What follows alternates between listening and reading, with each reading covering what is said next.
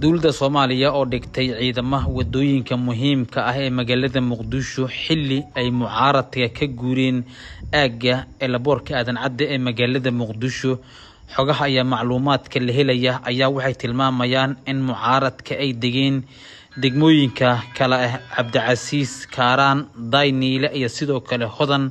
hase yeeshee waxaa laga cabsi qabaa in maalinta berrito ah oo banaanbaxyo ka dhaca magaalada Muqdisho, iyadoo la sheegay in banaanbaxa uu yahay mid nabadeed. hase yeeshee gudoomiyaha gobolka Banaadir ahna duqa caasimadda Muqdisho mudane Xasan Maxamed Xuseen Mongaab ayaa goordhow sheegay in banaanbaxa uu ka dhacaya Stadia Konis waa sida uu sheegay gudoomiyaha gobolka Banaadir. hase yeeshee xoga iyo macluumaad dheeraad ah oo la helaya ayaa waxay tilmaamayaan in magaalada Muqdisho gibi ahaan caawa ay culeysman xoogan ka jiraan kadib markii mucaaradka ay guud ahaan ka soo baxeen aaggii garoonka Aadan Cadde ee magaalada Muqdisho xilli ay xiisadu tahay mid aad u kacsan. hase yeeshee wixii ka soo kordho xiisadaha culus iyo mowjadaha siyaasadeed ee ka jira magaalada Muqdisho barnaamijyadiina iyo muuqaaladiina dambe ayaan ku faahfaahin doonaa. marka hore muuqaalka sheer garay lana wadaag asxaabtaada.